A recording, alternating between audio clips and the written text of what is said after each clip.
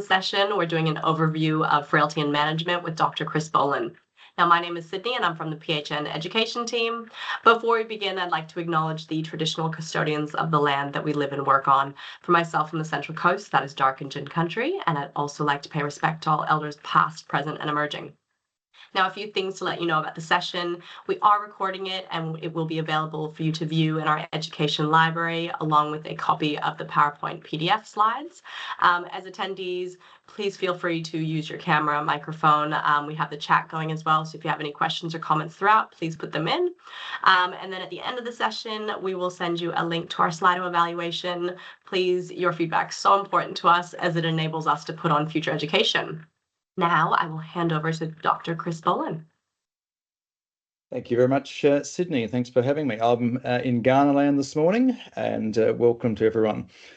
So we're going to have this discussion today, introduce you to the concept of frailty. Many of you will know what frailty is to look at, but one of the important parts today is to understand what can you do about it and its coexisting friend, sarcopenia. So who am I? I'm a GP in Adelaide with a passion for improving care for older people living at home. I run a little small healthcare consulting company with my wife, Jane, who's a registered nurse. And our little mantra is helping you deliver safe, effective, sustainable care while finding joy in your work. And those of you that are, whether you're working in the hospital, whether you're working in general practice, know that joy in our work is such an important element to keep us getting up each morning and doing things well and loving it. So I looked at this topic because I grew old with my patients and said, I don't know a lot about care of older people. We're well trained as doctors in single organ, single disease, but the care of older people is complicated. So I bring this to you today through a lot of work with geriatricians, a lot of work personally, and a lot of work working with lots of GPs across Australia.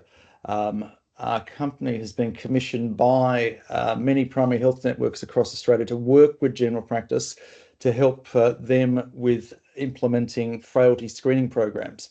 So some of our work has then been looking at what the barriers to screening are, and presented this on the Gold Coast in the AAG conference, which is gerontology, in 2023. That's a little bit of background. But let's look at what prevents us as GPs to recognising this issue of frailty. And time is the biggest one. In our short consults, trying to get the right things done is very difficult. A quarter of our respondents to our survey said that was the single biggest issue. But 18%, okay, knowledge, didn't have any idea what frailty was. And even if they did assess for it, what do I do next? So these are the big areas. But and then our software is a problem because it doesn't help us with any of the screening tools for frailty. So what I'd love to do today is help you understand frailty from a number of different lenses. So I'm going to play a little video, and I want you to think about Mrs. Andrews. And I understand some of you are working in the hospital, some of you are working in practices. So let's look at Mrs. Andrews. She's a character today, and I'm going to use her as a character throughout this talk. So Sydney, let's hope that the video works. My name is June Andrews. I'm 84. This is the story of my trip to hospital. It started one Friday evening when I had a fall in the bathroom.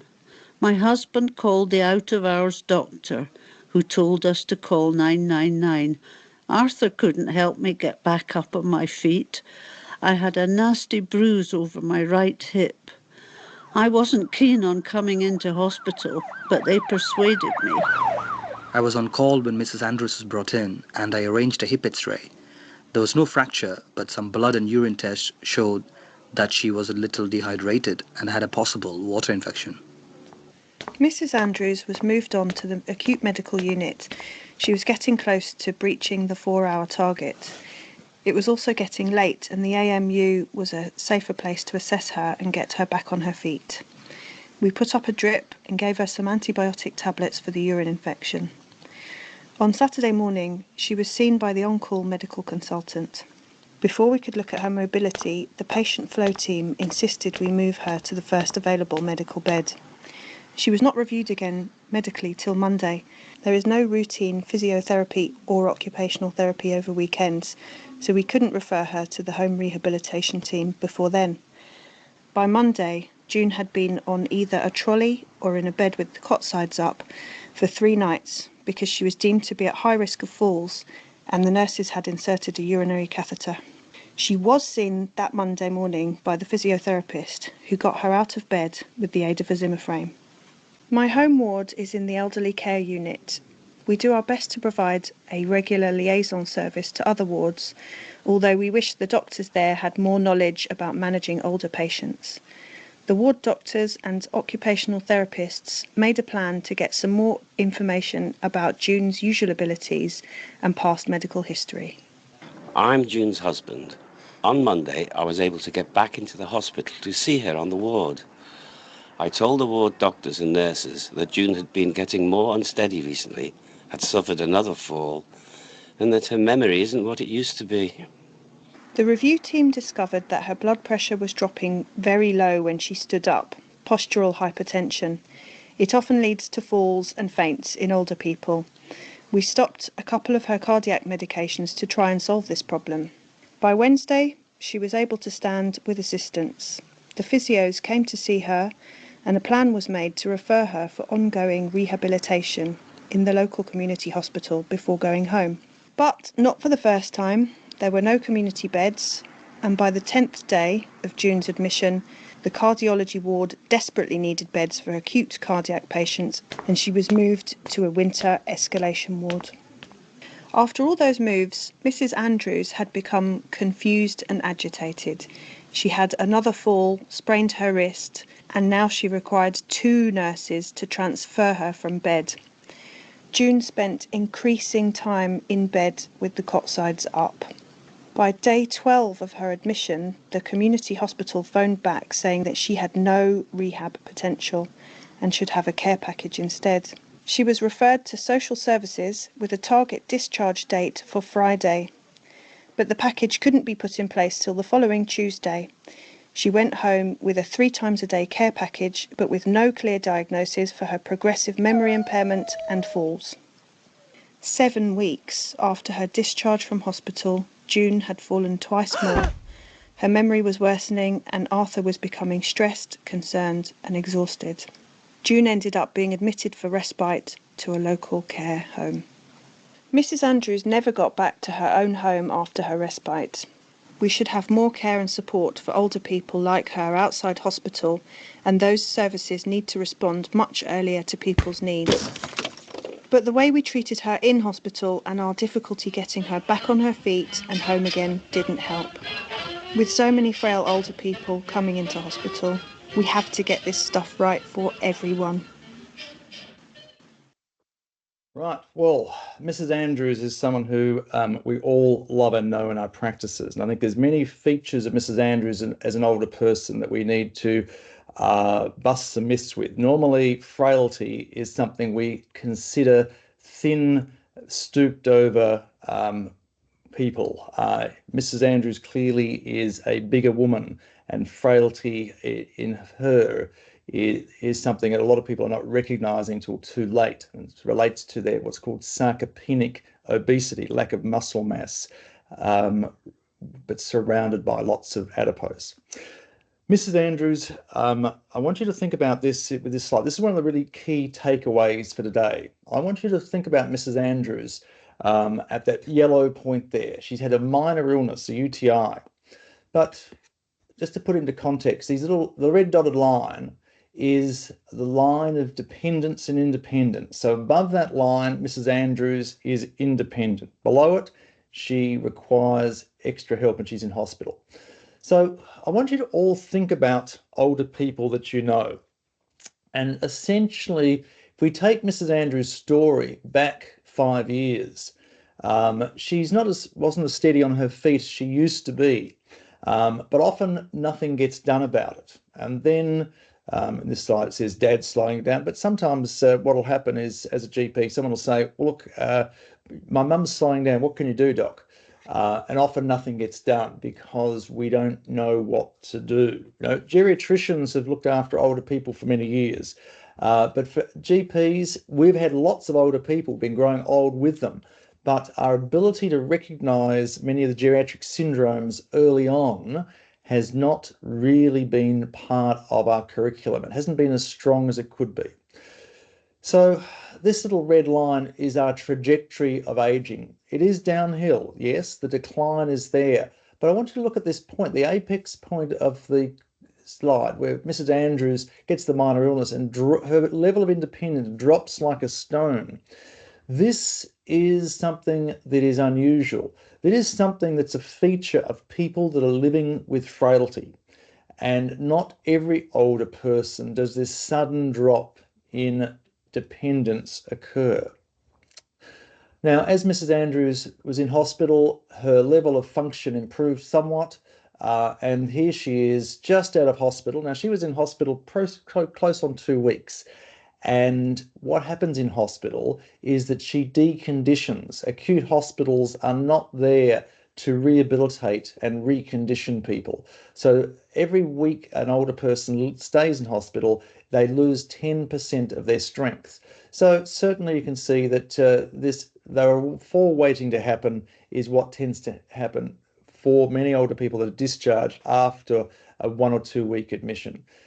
So we need to think differently about Mrs. Andrews. We think, can we actually intervene earlier on this trajectory? And that's really what today is going to be about.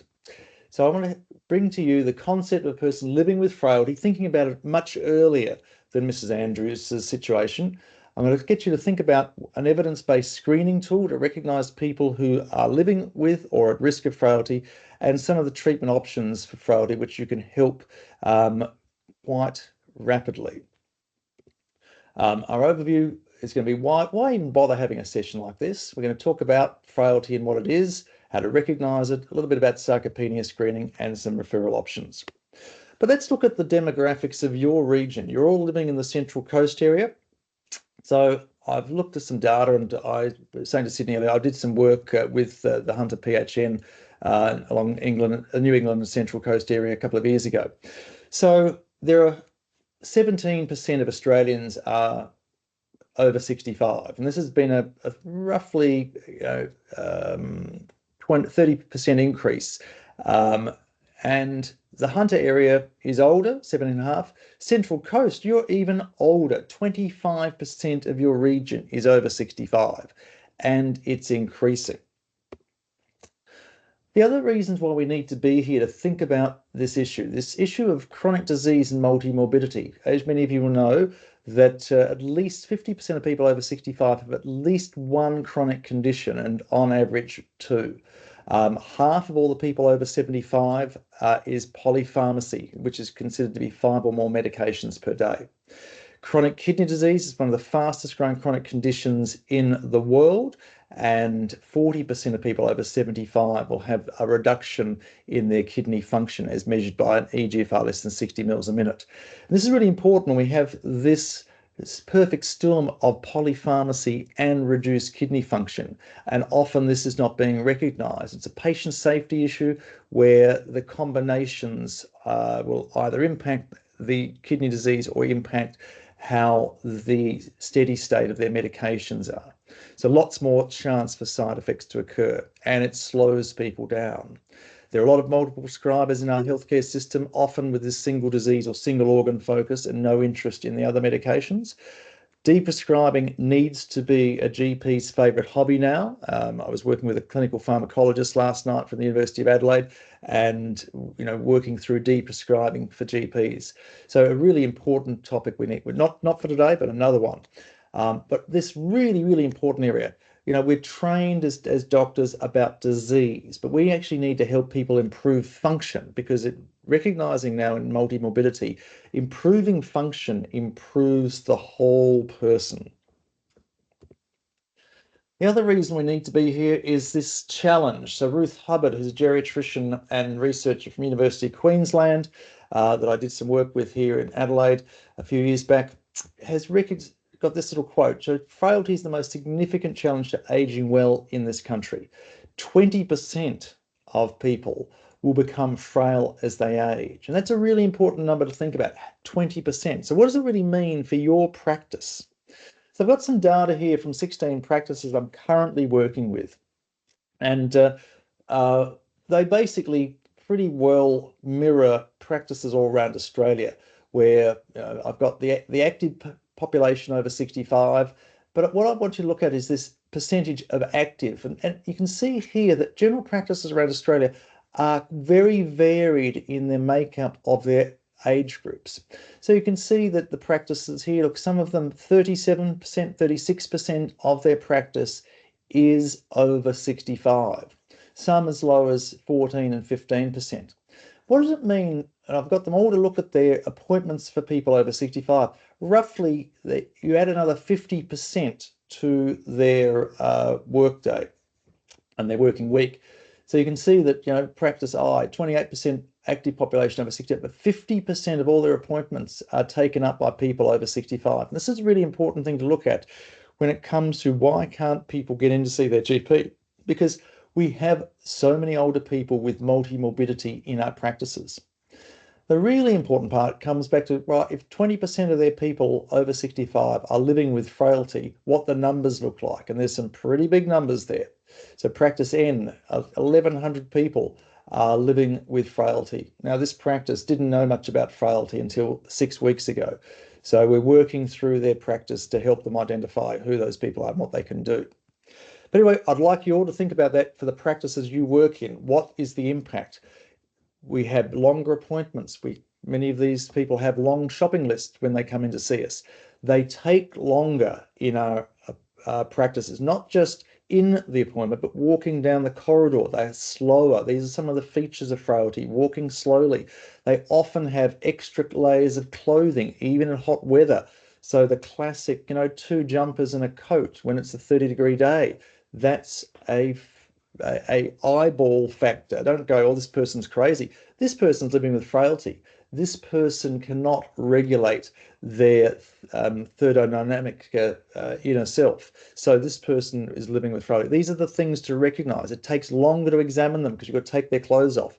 So this impacts the efficiency of our practices. We need to think differently about having larger populations of older people. What can we do? Who can we, the role of our nurses. Sometimes, and many of us will know, the funding models for delivering the best care are not there at this stage. Now let's bust a few myths about older people. So basically we need to really challenge this, because as health professionals, we are in a position of power. We are in a position to be far more positive about what people can do rather than what they can't do. And these quotes are quotes from people that we've worked with. And older people need to be treated with respect, and we need to really help them think about what they can do.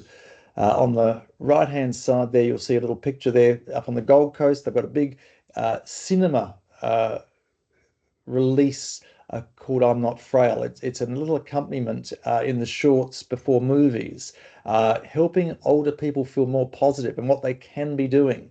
So we've got to actually think about this, and really some of the quotes here, people are told, so you're over 80, nothing much more can be done. Little wonder older people feel like they're a burden. So we've got to actually change what we say and do when we interact with older people. So what is frailty? So the definition I'm going to use today is from Linda Fried, geriatrician in the US. So really, it's a syndrome in which 3 or more of these are present. So this unintentional weight loss, and roughly about 5% of body weight in a 12-month period. People are feeling tired and exhausted. They've got weakness, as evidenced by their handshake and their grip strength, very slow walking speed, and they're not doing very much at all. So that's really 3 out of 5 of those, and that's called the frailty phenotype. Now, you can see just presented in a slightly different way here. But the key feature I want you to think about here is that living with frailty means that an older person's whole system is vulnerable. So it's an impairment where they are very vulnerable to stressors. Now, these stressors can either be internal or external, and the stressors can often be a UTI, a minor respiratory infection. It can be a change of medication. It can be a vaccination. How many people have we seen have far more florid reactions to their shingles vaccines, especially their second one over the last 18 months, to COVID vaccines. The other really important one is actually their vulnerability to medication, and especially their regular medication. Often as people become frail as they get older, medications that they've already been on often have more side effects. And so this is a really important thing to recognize because it impacts this person's quality of life, but it puts them at risk of many things, which I'll talk about in a moment. So essentially 3 out of 5 of those things you see on the screen, but it's a physical frailty is usually linked with sarcopenia. So sarcopenia, this loss of muscle mass and strength as we get older. So after 40, we lose 1% of our muscle mass per year, and after 65, 2%. So this is a key element to look at when it comes to understanding physical frailty. But cognitive frailty is also linked to physical frailty and loss of muscle mass and loss of fitness. So many of these things are intertwined. Now, Ken Rockwood is another fantastic geriatrician, and he is from Canada. Now, Ken Rockwood has a slightly different model of frailty, and it's called the deficit model. So meaning that as we go through life, we accumulate deficits in our health. And so the more deficits we have, the more likelihood we are of living with frailty. And so you can see there's a vast number of things. Now, this is a fantastic model for academia. It's a fantastic model for theorists. But unfortunately, in general practice, where we're time poor, thinking this through is quite difficult. And in the English system, the computers take all this information and give GPs at the point of care a frailty index based on exactly this. The higher the index, the more likelihood they are living with frailty. But in Australia, our software is not that smart, and unfortunately, it doesn't calculate these elements. But it's, again, an important understanding. Now, I also want to have a language warning here that older people do not like being called frail. They don't like having a frail assessment. And we need to talk about other ways of discussing it. So a lot of practices we've been working with like to talk about muscle health checks if they're going to be doing frailty checks. So it's much more engaging, and people are interested in muscle health checks. So who's at risk of frailty? Now, there's many different studies looking at risk, but in the end, it comes back to unhealthy lifestyle in our middle and later life. So you can see here that the classic sort of lifestyle factors of poor diet, obesity, smoking, and being inactive, these all lead to an unhealthy lifestyle. We've talked about this for years for all of our other chronic conditions. No different here, that it is linked to our physical performance in later life. So let's look at it practically in our practice. So really, who's at highest risk, it's usually a constellation. So two of these or more in your patients. So BMIs being up, waist measurements being up, people that have got a diagnosed mental illness, taking medications for mental health conditions. Social isolation is a huge risk factor for frailty. Those that smoke, low socioeconomic backgrounds, diabetes, anyone that's a high risk of hospital admission, which those of you that look at your PenCAD or primary sense or polar extraction tools can actually highlight who's at high risk of a hospital admission. But this little picture that you'll see here, this is an extraction from our software called PenCAD, which then looks at the BMI of people over 65 in a practice. Now, as I was saying before, sarcopenic obesity is the big issue now, where we have lots of older people that are heavy and not underweight. And so the underweight group in this 1994, there's 2 people there. All the rest are, you can see 30 people are overweight, and then there's obese. There's hardly anyone in this practice that is underweight. It's obesity is what's actually the big issue here. So why should we worry about frailty? So basically, these are all the things we love and know about an older person living with frailty. They're weak, they're tired, they don't eat very well, they're losing weight, Their balance is very poor. They're a falls risk. They're basically struggling to get out of chairs. So what are the adverse outcomes? Okay, this is what you see at the pointy end in the EDs or in our acutely in our practices. They're falling over, losing skin, they're fracturing things. They are often in and out of hospital. They can't get out and do much, very dependent, and they go to nursing homes at a rapid rate and high risk of death, especially related to surgery. Their length of stay related to surgery and their outcomes very poor. A person living with frailty is not a good candidate for surgery. So should we recognise it? We can prevent the onset if we're currently fit. You can reverse it if it's mildly frail, and you can stabilise to prevent deterioration. Even if a person is severely frail, they can make progress, but it is a much slower area to work on, and often we need a geriatrician to help support that because it is a complicated situation. So let's look at the background, our journey. For all of us on the call today, we're all going to be going down this journey. So as we all get older, we're losing muscle mass, as I mentioned.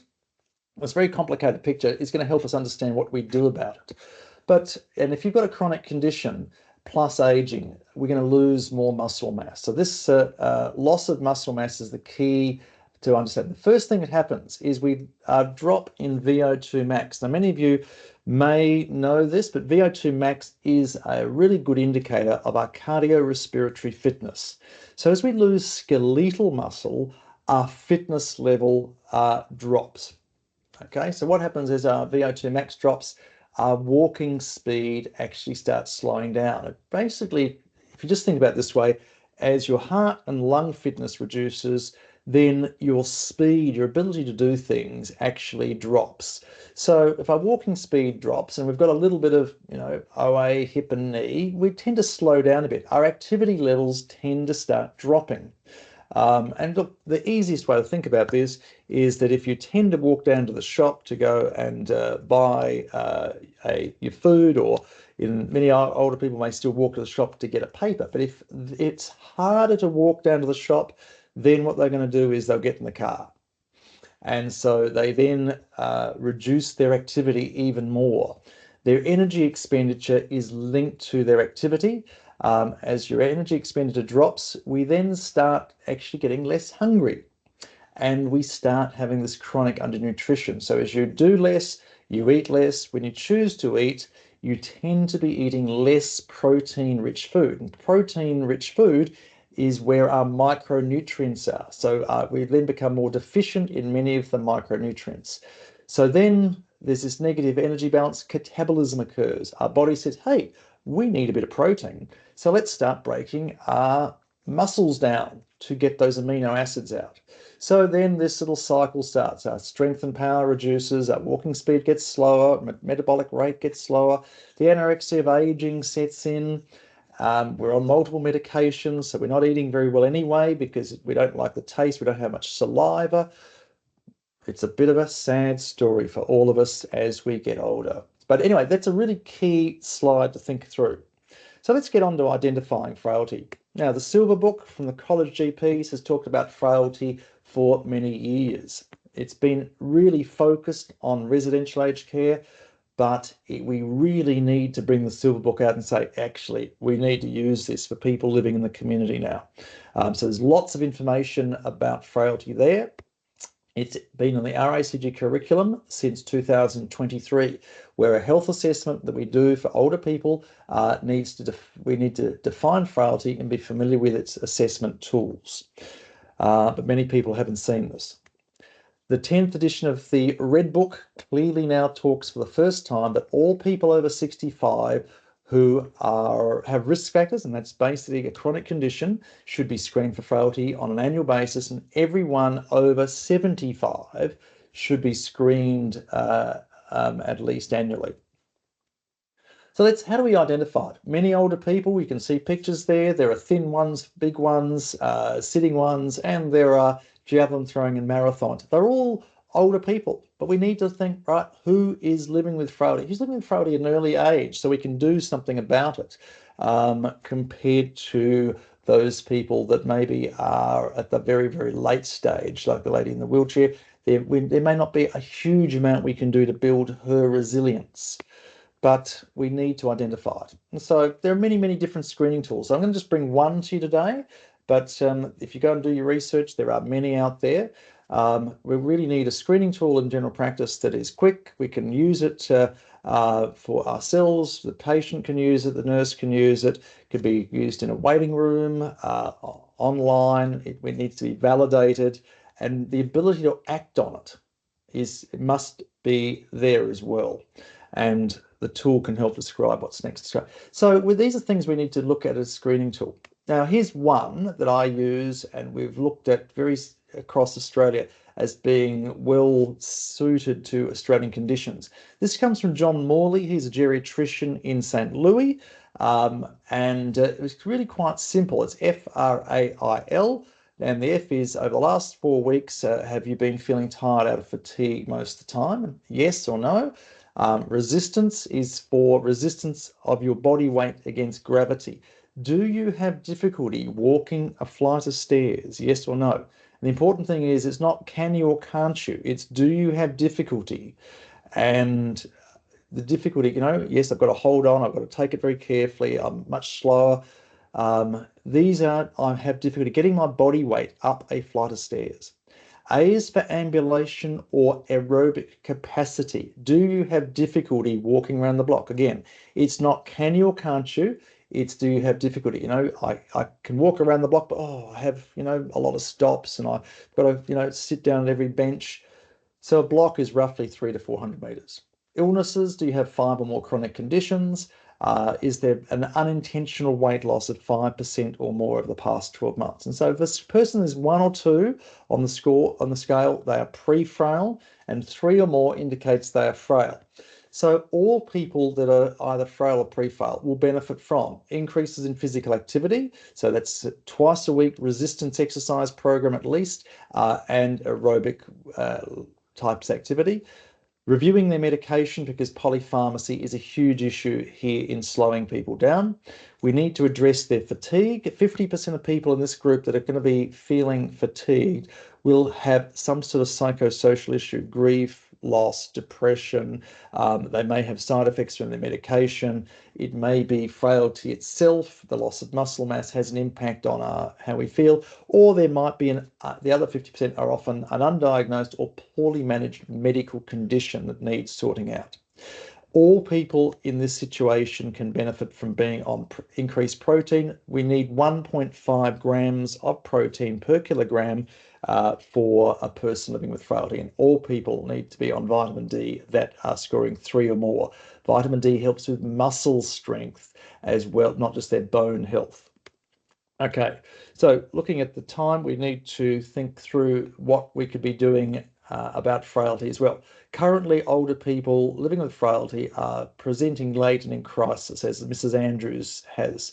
It's all hospital-based, very disruptive.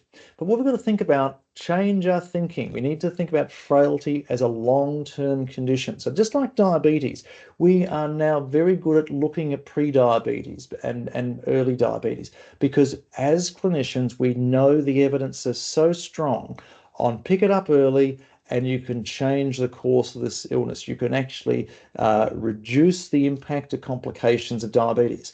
So frailty is no different. We've put it into the chronic disease paradigm. We identify it early. We can actually help with preventing the complications.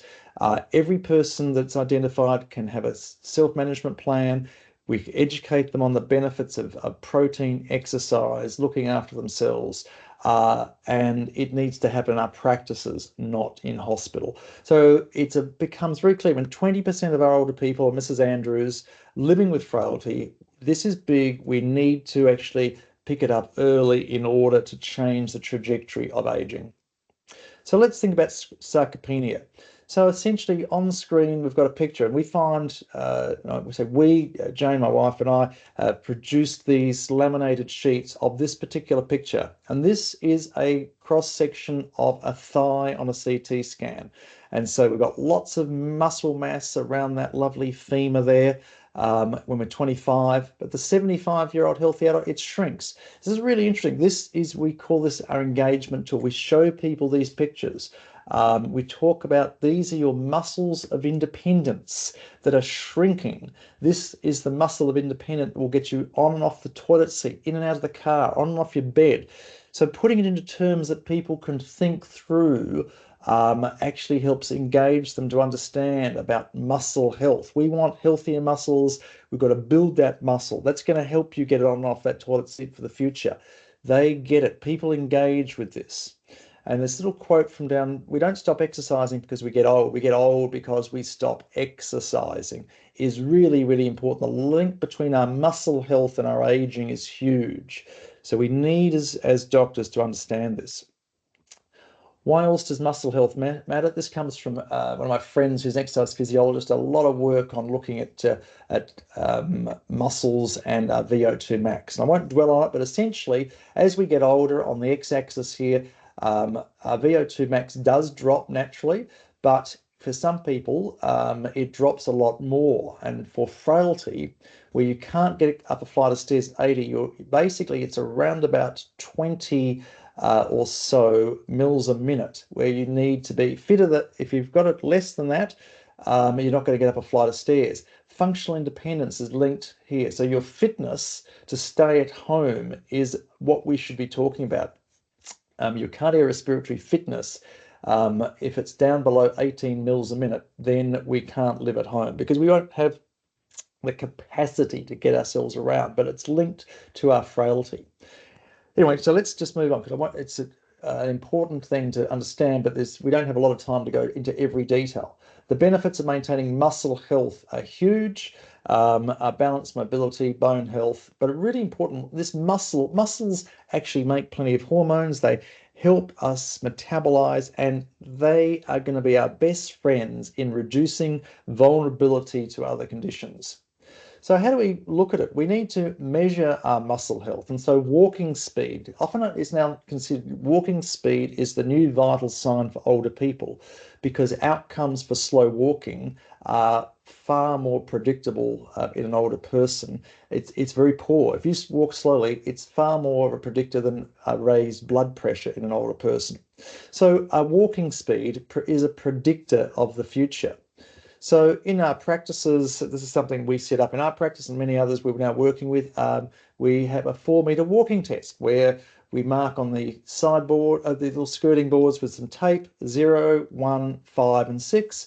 We give all older people a 1-meter acceleration zone because things like Parkinson's, OA hip, OA knees, if we want them to have a standing start, anyone with those conditions has a setback straight away. So we get them moving, put the timer on our phones with a stopwatch there, test it over 4 meters, then we get them to do it again and take the average. And essentially, if they are taking more than 5 seconds to walk their 4 meters, they are slow and they need their muscle health check needs work. We need to improve their muscle strength. Something can be done. Grip strength, so practices need to have dynamometers. These are relatively inexpensive, $30 for ones on the left, up to about $1,100 for the one on the right. The timed up and go is another simple test you can do in your practice, sitting in a chair, walking 3 meters to a cone, and then going back and sitting down. I can send you all normal values if you like for different age groups. This is my favorite. I can do this in my room. I measure how long does it take a person to do 5 sit to stands. I can look at a person's function. I can watch them get out of their chair. I can look at whether they're using their gluteal or their back or various levels of muscles. And the really important thing, if they are slow, I can say, Mrs. Andrews, that took you 20 seconds.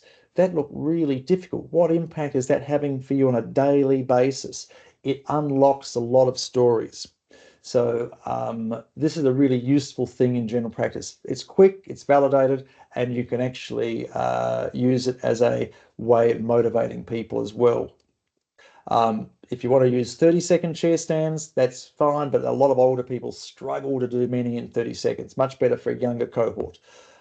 Normally, if I was with you in the room, we'd be all trialing these tools, but we're not. But anyway, it's really worthwhile. All of you, if you've got access to these tools, you play with them, get your teams to play with them so you understand how you can assess muscle health.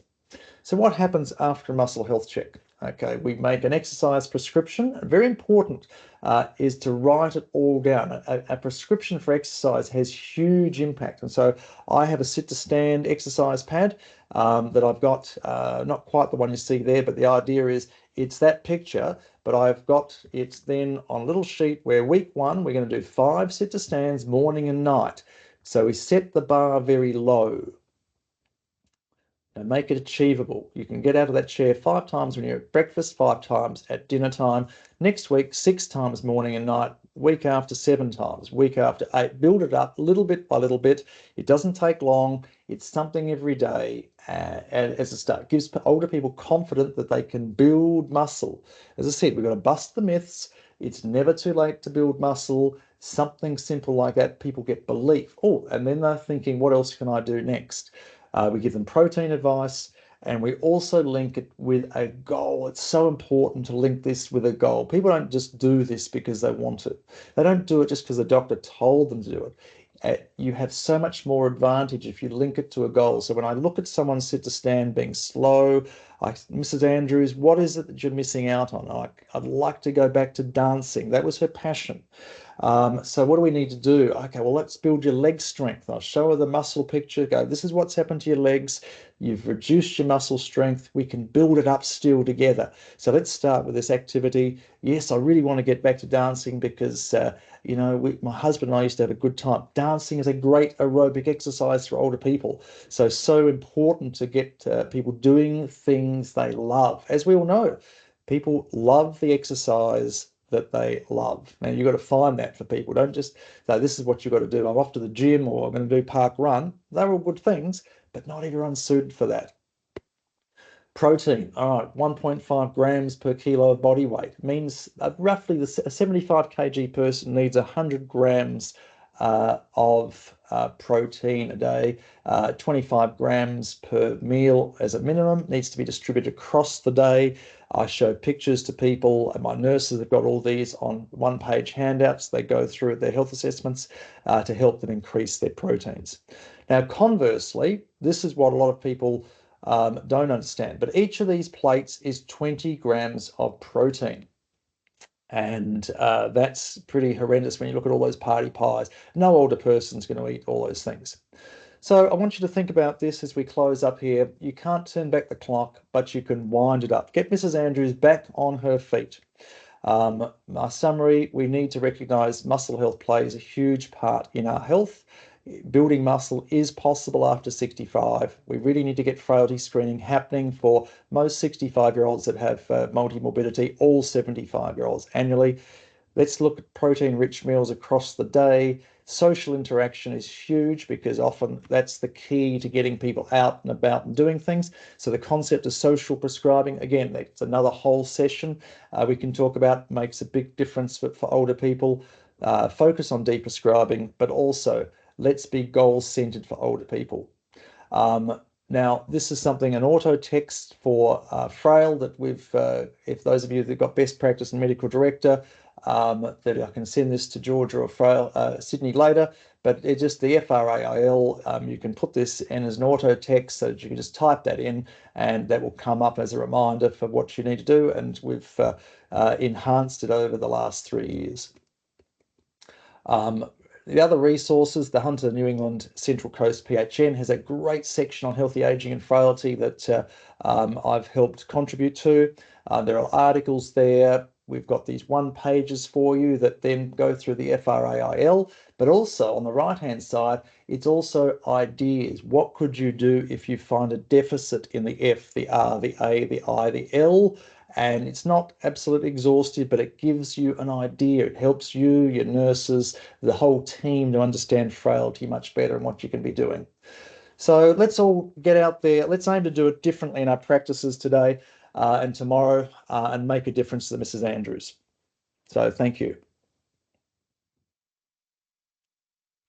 Thank you so much, Chris, for opening our eyes to frailty. It's right in front of us, but sometimes we get distracted in our busy day-to-day practice. But no, I love your talk on frailty, and you're certainly making a big difference to the way we practice.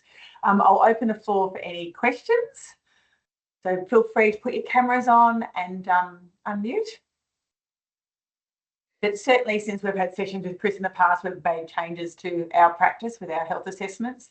And our patients love the sit to stand assessments and the walk test, and they try and improve their scores from the year before, or they might compete with their partners of who got the better score. So it's actually quite fun.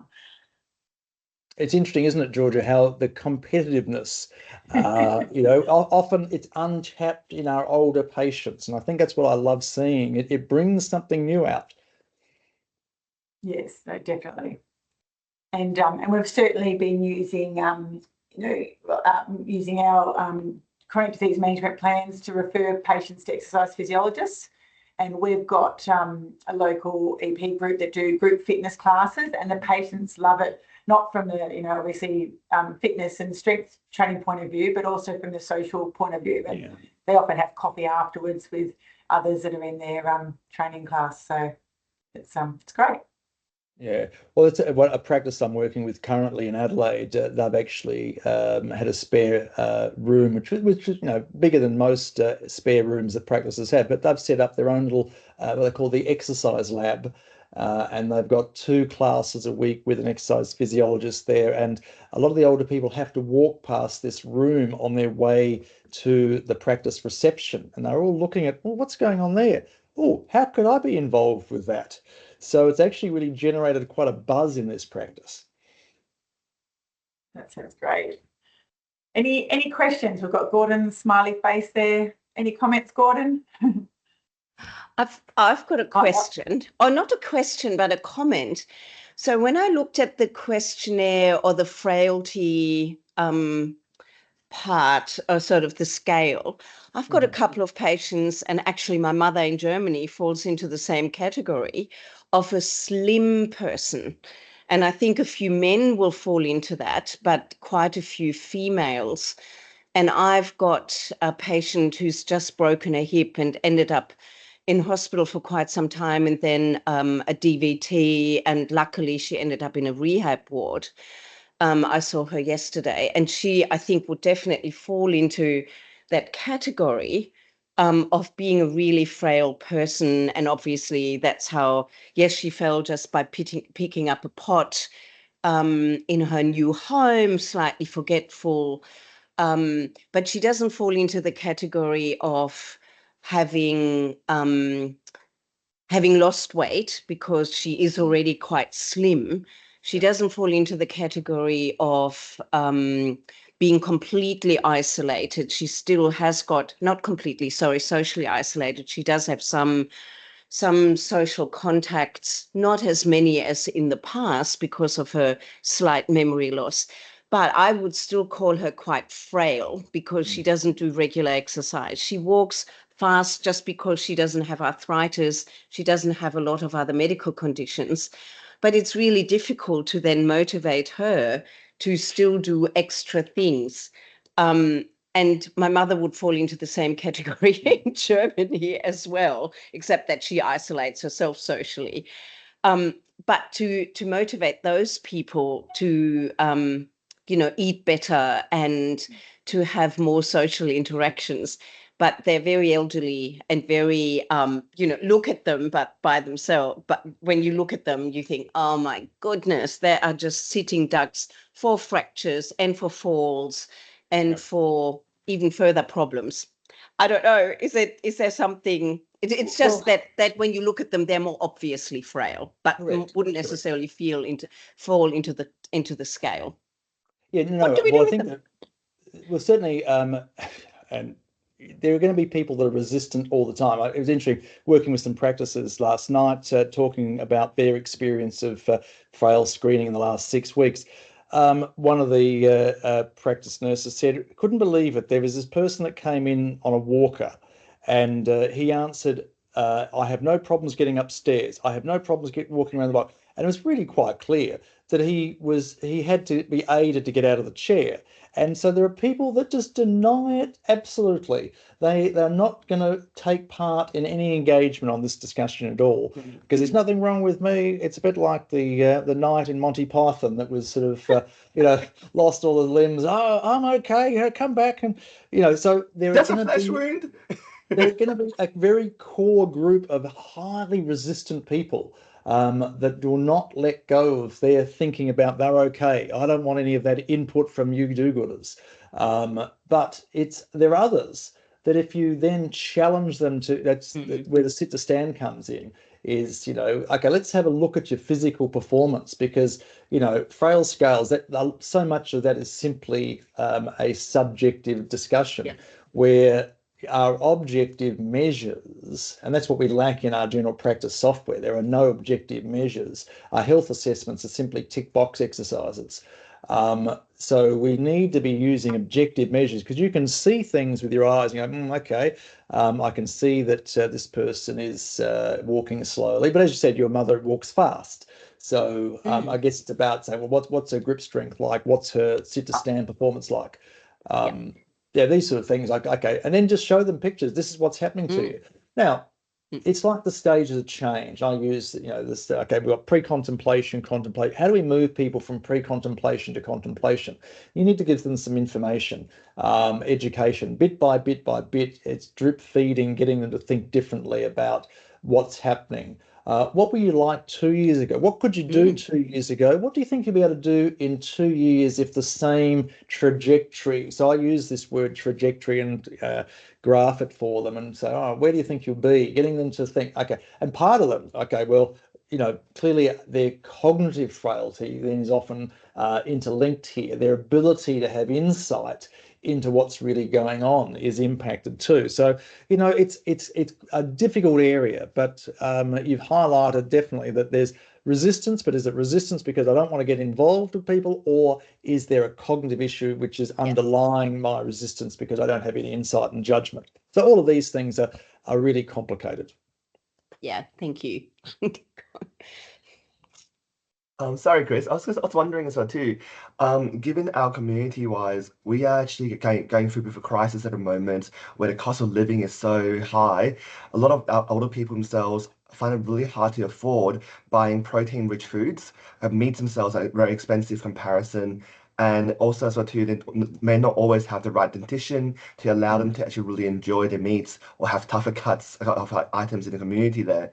So I was wondering, okay, has that also been a big impact in your work you've been finding? Well, I think one of the things that we look at is that meat is expensive, full stop. But look, I was working with a dietitian last night. I said, look, there are lots of things, lots of protein that are cheap. Now, as we all know, eggs are a bit of a dilemma in this country right now with a shortage, but certainly that's the one. So the tea and toast brigade is what many people are actually, they're filling up on much of this stuff, which is cheap. But what we've got to look at is if they do actually cook still, we can actually fortify food with egg, cheese, and milk powder. Milk powder is inexpensive, and so if people do have milk of some type, even if it's in their many cups of tea, a simple thing you can do is actually putting skim milk powder into their regular milk. And so go, right, okay, you've got a litre of milk, let's mix a half a cup or a cup of milk powder into every litre. You fortify it bit by bit like that. Everything they cook, if they do cook, or if their family's cooking, encourage them to put milk powder, grated cheese on their food, eggs into other types of food. These are simple little things because for many people who have multiple medications, their saliva is impacted, so their taste is poor. Any protein-rich meats, it's harder to actually enjoy them. So these are really classic problems we need to confront. Like yogurt these days, you can get 15-gram enriched tubs of yogurt that people can have. Sorry, Chris, I was just going to make a point here though. That's a really great suggestion for Western people, but for a lot of Asian people who may have lactose intolerance, which affects about 80% of the community, that becomes really difficult. Any good suggestions there? Yeah, well, I think that things like the obviously the beans, the tofus are high in protein. Now, I'm not aware of what tofu costs, Gordon, so pardon me It for is my still quite ignorance. expensive, unfortunately. Yeah, Yeah. But no, no, you're thank you, right. though. But you're right. I think what we've got to look at is that with our diverse culture and our diverse sort of food tolerances and intolerances that we have now, we've got to pretty well customize. And so yes, so certainly what I get, dietitian advice is important. Now, many people can't afford a dietitian, so that makes it harder. I've got a session with a dietitian for a project we're doing in Adelaide in a few weeks' time. I will actually work with her to put some other non-meat, culturally appropriate foods together. We'll update a list that we already have. But I think one of the other things too is the care packages. People that are already on a package. Many people on an aged care package. And this is one of the things that flies in the face of good sense. Package providers have got no knowledge of frailty. And so as doctors, what we've got to do, we've got to be advocates for our patients. Say, hey, this person is living with frailty. They need to have increased protein, increased exercise. What's your package provider going to do? You've got money in the package. We want this person to live well at home. And so sometimes we've got to be that confronting with the coordinators. So we have to say, this is what they need. They need a dietetic. They've got money in their package. You as a provider, as the aged care package, need to provide this service for them. And I get pretty antsy with the providers because they don't do enough in this space. So it's important for us to all stand up for our older people and be advocates. Thank you. Right, thanks again, Chris. That was amazing, and I'm sure everyone will be going back through those slides and hopefully implementing some changes to their practice. And thank you. And I'll hand over to Sydney. Thank you, everyone, for coming. Thank you, Chris, for that. That was fantastic. Let's see. Reminder, the 9th of April is our next session with Dr. Alison Lancy, and we have responding to disclosures of sexual violence in primary care. I'm just going to end the recording for today. Thanks, and say Sarah. thank